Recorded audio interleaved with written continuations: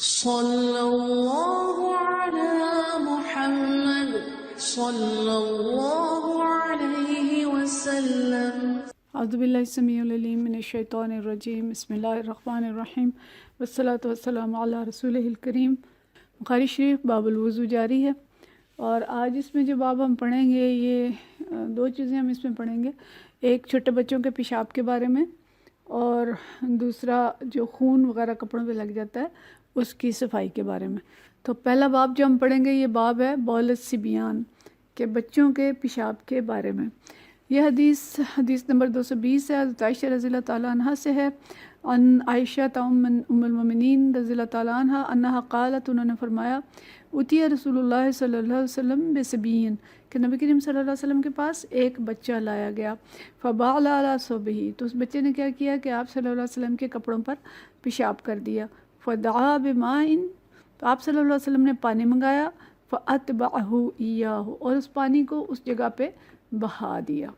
دوسری حدیث جو ہے یہ بھی ہم پڑھ لیتے ہیں، پھر ہم ان کا دیکھتے ہیں انشاءاللہ تشریح۔ حدیث نمبر 221 ہے، اور یہ حدیث جو ہے حضرت ام قیس رضی اللہ تعالیٰ عنہ سے ہے۔ ان ام قیس بنت محسن، ام قیس بنت محسن رضی اللہ تعالیٰ عنہ فرماتی ہیں، انہا اتت ابن لہا صغیر، کہ میں نبی کریم صلی اللہ علیہ وسلم کی خدمت میں اپنا چھوٹا بچہ لے کے آئی۔ لم یأکل الطعام، کہ جو بھی کھانا نہیں کھاتا تھا، یعنی صرف دودھ پیتا تھا۔ الی رسول اللہ صلی اللہ علیہ وسلم، نبی کریم صلی اللہ علیہ وسلم کے پاس لائی۔ فاجلسہ رسول اللہ صلی اللہ علیہ وسلم فی حجرہ، تو نبی کریم صلی اللہ علیہ وسلم نے اس بچے کو اپنی گود میں بٹھا لیا۔ فبال علی صوبہ، تو اس بچے نے آپ صلی اللہ علیہ وسلم کے کپڑوں پر پیشاب کر دیا۔ فدعا بماء، تو آپ صلی اللہ علیہ وسلم نے پانی منگایا۔ فنضحہ، تو آپ صلی اللہ علیہ وسلم نے پانی اس کے اوپر بہا دیا۔ وَلَمْ يَغْسِلْهُ، اور اسے دھویا نہیں۔ تو یہ دو حدیث ہم نے دیکھی، اور یہ ان بچوں کے بارے میں ہیں کہ جن بچوں نے ابھی ٹھوس غذا شروع نہیں کی، ابھی صرف دودھ پیتے ہیں۔ تو ایسے بچے کے پیشاب کے بارے میں بعض اہل علم کہتے ہیں کہ جی یہ تو بس پاک ہے، اور بچہ پیشاب کر دے تو پانی کے معمولی چھینٹے مار دیں تو وہ صاف ہو جائے گا، اور جیسے کپڑوں میں آدمی نماز پڑھ سکتا ہے۔ لیکن اگر لڑکی ہے اور وہ دودھ پیتی ہے، ابھی غذا نہیں کھاتی، تو اس کا پیشاب اگر کپڑوں پہ لگے گا تو اس کو دھویا جائے گا۔ اس میں جو تشریح وہ یہ ہے کہ بچہ لڑکے کا پیشاب چونکہ پھیل کے لگتا ہے اور اس کے چھینٹیں پڑتی ہیں، لیکن بچی جب پیشاب کرتی ہے تو وہ ایک ہی جگہ پہ پڑتا ہے۔ اور دوسری بات یہ بھی ہے کہ بچی کے پیشاب میں کچھ چکناہٹ ہوتی ہے، اس لیے اس کو مل کے دھونا پڑتا ہے۔ تو لیکن حنفی مسلک کے تحت یہ ہے کہ بچی ہو یا بچہ ہو، دودھ پیتے ہوں نہ پیتے ہوں، کھانا مطلب کھاتے ہیں نہیں کھاتے، صرف دودھ پیتے ہیں، تب بھی دونوں کا پیشاب ناپاک ہے اور اس کو دھونا پڑے گا۔ تو لیکن فرق یہ ہے کہ اگر بچہ پیشاب کرتا ہے، لڑکا پیشاب کرتا ہے، تو جیسے نبی کریم صلی اللہ علیہ وسلم کی گود میں بچے نے پیشاب کیا، تو آپ صلی اللہ علیہ وسلم نے پانی منگایا اور اس پانی کو اوپر بہا دیا۔ مطلب یہ ہے کہ اس کو بہت ملا نہیں، اور مل کے بہت زیادہ جیسے صاف کرتے ہیں نچوڑتے ہیں اس طرح سے نہیں کیا، تو اس کو صرف پانی بہا دیا، اور بس اس کے بعد وہ کپڑے جو ہیں وہ پاک ہو گئے۔ لیکن اگر بچی پیشاب کرتی ہے تو پھر اس کے بارے میں آتا ہے کہ اس کو ملا جائے گا اور اس کو دھویا جائے گا، تاکہ اس کے اندر اگر کوئی چکناہٹ ہے تو وہ صاف ہو جائے، ٹھیک ہے۔ تو لیکن بچہ جب کھانا کھانے لگ جائے تو پھر اگر وہ پیشاب کرے گا تو اس کے بعد اس کپڑے کو اچھی طرح سے دھویا جائے گا، اور اس کا معاملہ یہ والا نہیں ہوگا۔ جبکہ بچہ پیشاب کھانا نہیں کھاتا تو اس کی جو چکناہٹ ہے وہ کم ہوتی ہے، لہٰذا اس کو ہلکا سا دھویا جائے گا۔ لیکن جب بچہ کھانا کھانا شروع کر دے گا تو پھر ان کو اچھی طرح سے دھونا ہوگا۔ اگلا باب ہے باب غسل الدم۔ اچھا، بیچ میں کچھ احادیث ہم نے چھوڑی ہیں،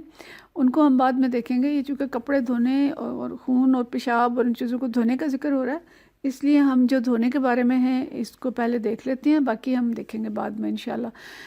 تو یہ باب پہلے جیسے امام بخاری نے باب غسل البول قائم کیا تھا کہ اگر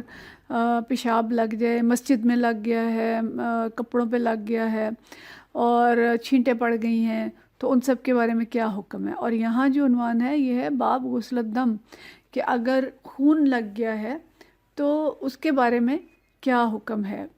تو یہاں پہ جو دو حدیث ہیں، ایک حدیث جو ہے یہ حضرت فاطمہ، دونوں ہی حضرت فاطمہ بنت ابی حبیش رضی اللہ تعالیٰ عنہ سے ہیں، لیکن ایک جگہ پہ ان کا نام صرف فاطمہ لکھا ہے، دوسری جگہ پہ ان کے جو والد ہیں ان کا نام بھی ساتھ لکھا ہے۔ تو فرماتی ہیں حدثنی فاطمہ عن اسماء، حضرت اسماء رضی اللہ تعالیٰ عنہ سے روایت ہے، فرماتی ہیں جاءت امرأۃ النبی صلی اللہ علیہ وسلم، کہ ایک عورت نبی کریم صلی اللہ علیہ وسلم کے پاس آئی، فقالت، اور اس نے کہا، ارأیت احدنا، کہ ہم میں سے کوئی عورت دیکھتی ہے، تہید فی الثوب، کہ اس کے جسم کپڑوں پر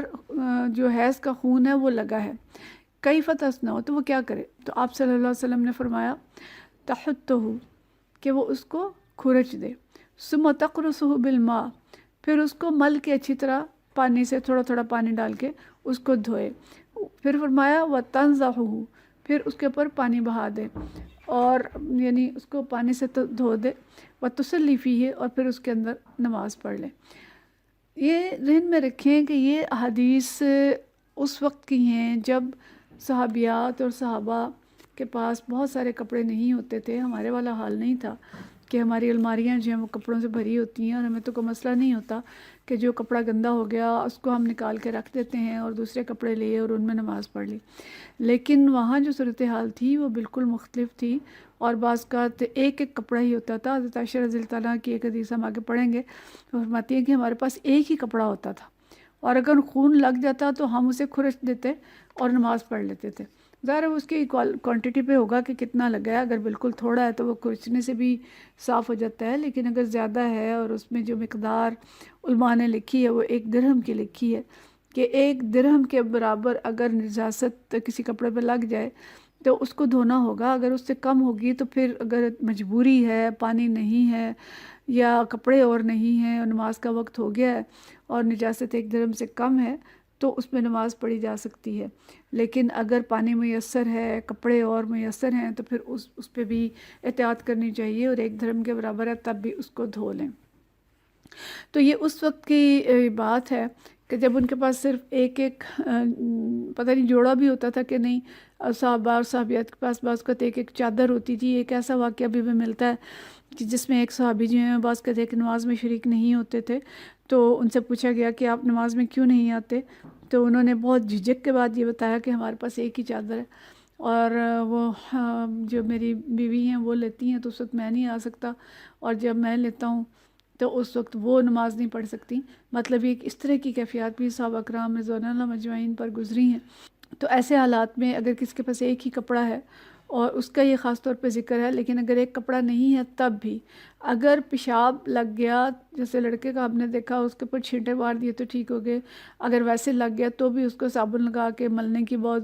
ضرورت نہیں ہوتی، کیونکہ وہ پانی کی طرح ہی ہوتا ہے، اس کے اوپر پانی بہائیں، دھوئیں، نچوڑ دیں تو وہ کپڑا صاف ہو جاتا ہے۔ لیکن خون گاڑھا ہوتا ہے، اور خاص طور پہ جو حیض کا خون ہے وہ بہت گاڑھا ہوتا ہے، تو اگر وہ لگ گیا اور لگ کے خشک بھی ہو گیا تو وہ اتنی آسانی سے صاف نہیں ہوتا کہ ہم کہیں پانی ڈال دیں تو وہ خود صاف ہو جائے گا، بلکہ یہ بھی ذہن میں رکھیں کہ اگر وہ کہیں تھوڑا سا کوئی کلاٹ آ کے اس کے اوپر لگ گیا، جم گیا، تو اس کے اوپر اگر ہم ڈائریکٹ پانی ڈال دیں گے تو وہ پھیل جائے گا اور کپڑا جو تھوڑا گندا ہے وہ زیادہ گندا ہو جائے گا۔ اس لیے یہ بڑی حکمت کا نبی کریم صلی اللہ علیہ وسلم کا جو فرمان ہے کہ جو خون لگ گیا ہے پہلے اس کو تحتہ، کہ اس کو کھرچو، کوئی نوکیلی لکڑی، کوئی چیز نوکیلی چیز لیں اور اس سے اس کو کھرچیں، اور کھرچنے کے بعد پھر اس کے اوپر پانی تھوڑا تھوڑا ڈال کے تقرصہ بالماء، تقرصہ کا جو معنی آیا ہے کہ اس کے اوپر تھوڑا تھوڑا پانی ڈال کے ملیں، اس کو کہتے ہیں تقرصہ، کہ پانی ڈالیں اور ہاتھوں سے اس کو تھوڑا تھوڑا ملیں تاکہ وہ جو چیز ہے وہیں پہ صاف ہو جائے۔ پھر اس کے بعد اس کو دھو دیں، پانی ڈال کے اس کو اچھی طرح سے دھو دیں۔ تنضحہ کا جو مطلب ہے کہ اس کے اوپر وتغسلہ بالماء کا اس کا مطلب یہ ہے کہ پانی ڈال کے اس کو دھو دیں اور اس کے بعد نماز پڑھ لیں۔ تو یہ نہیں، نبی کریم صلی اللہ علیہ وسلم سے جو صحابیات تھیں ان کی دین کی محبت تھی کہ وہ براہ راست آ کے سوال پوچھتی تھیں، اس میں جھجک نہیں تھی کہ ہم دین کے معاملے میں، یعنی جھجک انہوں نے نہیں رکھی اور دین کو سیکھا۔ اور بعض صحابیات جو تھیں انہوں نے آ کے حضرت عائشہ رضی اللہ تعالیٰ عنہ سے پوچھا، یا حضرت اسماء رضی اللہ تعالیٰ عنہ کو بعض اوقات اپنی ساری خواتین نے اپنا سفیر بنا کے نبی کریم صلی اللہ علیہ وسلم کے پاس بھیجا کہ آپ پوچھ کے آئیں۔ تو یہاں حضرت فاطمہ جو ہیں یہ خود پوچھتی ہیں اور اس کے بعد آپ صلی اللہ علیہ وسلم ان کو جواب دیتی ہیں۔ تو آج کے باب میں ہم نے 2 مسائل دیکھے آج کے سبق میں۔ ایک یہ کہ اگر کسی کپڑے پہ پیشاب لگ جاتا ہے تو اس کو دھو کے صاف کر لیا جائے، اور اگر لڑکے کا پیشاب ہے تو چھینٹا مار کے تھوڑا سا اس کو تر کر کے بھی اس کو نچوڑنا اور پوری طرح سے دھونا ضروری نہیں ہے، گزارا ہو سکتا ہے، لیکن اگر بچی کا پیشاب ہے تو اس کپڑے کو پورا دھونا ہوگا۔ لیکن اگر کسی کے کپڑوں پہ خون لگ جاتا ہے تو اس خون کو صرف پانی ڈالنے سے گزارا نہیں ہوگا، بلکہ اس کو اچھی طرح سے دھویا جائے گا، پہلے کھرچا جائے گا، پھر رگڑ کے دھویا جائے گا، ملا جائے گا، اور پھر پانی ڈال کے اس کو دھویا جائے گا، تب وہ کپڑا جو ہے وہ قابل استعمال ہوگا۔ وآخر دعوانا ان الحمد للہ رب العالمین۔